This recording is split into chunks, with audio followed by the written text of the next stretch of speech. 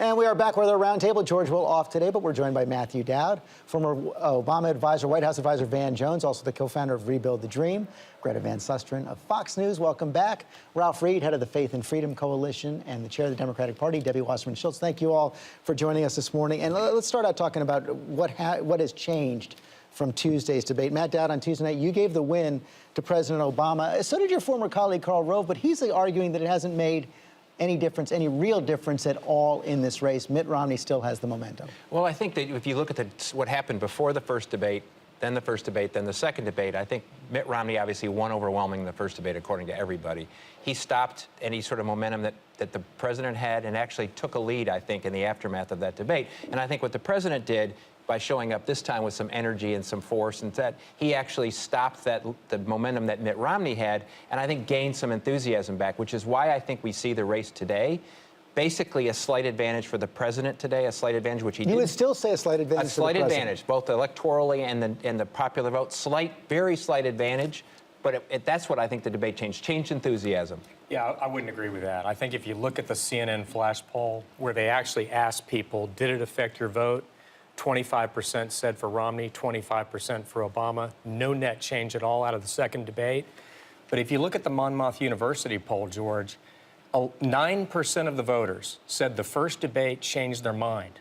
That 9% broke 77% for Romney, only 18% for Obama. It was the biggest swing in an election in the modern era coming out of a first debate, and Obama didn't really change that. And Ms. Chairwoman, even the new NBC poll out this morning shows a tie that had President Obama in the lead before. So momentum is measured by actual turnout, which in many states, early voting like Ohio, Iowa, and absentee balloting across the country, including my home state of Florida, the proof is in the actual ballots cast. And if you look at the battleground states that are the most key, we are well ahead. The Obama campaign, the president is well ahead in terms of turnout and from our Democratic voters from where we were in 2008 in Ohio, in Iowa. In Florida specifically, Republicans generally far outpace us in terms of absentee ballot requests. We have actually closed the gap by 85% in terms of absentee ballot requests in Florida. And so you have to be well ahead on election day for that to happen. And early voting, too, and we will be. One of the things that was clear, Greta, I think on Tuesday night is how little respect these men have for each other. Boy, it was like two gladiators, and we were all sitting there watching to see if there's going to be any blood on the floor, to see who would kill who would kill who. I actually, a lot of men liked the debate. They liked the fighting, liked the punch. A lot of the women didn't like it. I don't think we learned anything particularly new. There was no ground broken. All we saw were two men who hated each other, going at each other. And actually, I thought it was sort of disappointing for the American people. Well, it was definitely hot and heated. A couple things. Obviously, the first debate did more for Romney than the second debate did for Obama. But Obama had two jobs to do, and he did them both. He had to stop the momentum. If he had gone out there and had the same performance, then he would be down. He's not. He was able to stop the momentum. Now we're back tight. But the other thing he had to do, which he did do, was to get the base back engaged. People were proud to see him stand up.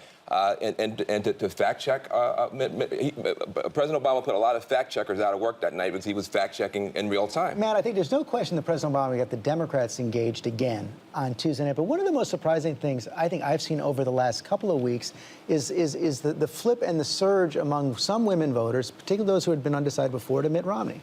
Well, I think that's the main, I mean, 2/3 of all swing voters in this country today are women. 54% of the people that are going to vote are women. There are going to be more than 10 million more women voters than male voters by a time election day. So women, by and large, are going to decide this election just like they've decided. As they should. Just like they decide the pocketbook issues in people's households.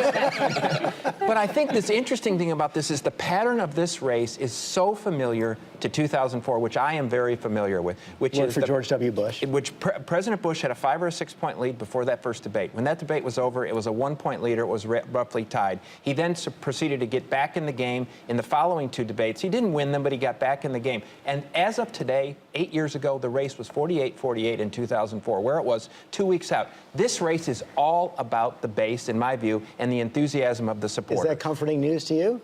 Well, I mean, if you look at a state like Florida, the incumbent president has won every election since 1984 when they've won Florida. So the bottom line with women, though, specifically, is women are going to make decisions based on job creation, based on the economic decisions they make for their families, like investments in education, on making sure that we can continue to focus on rebuilding our economy from the middle class out, on making sure that when it comes to women's health, we have a president who has our back. And the contrast between these two choices couldn't be more clear, and Mitt Romney would take us backwards, and women don't want that.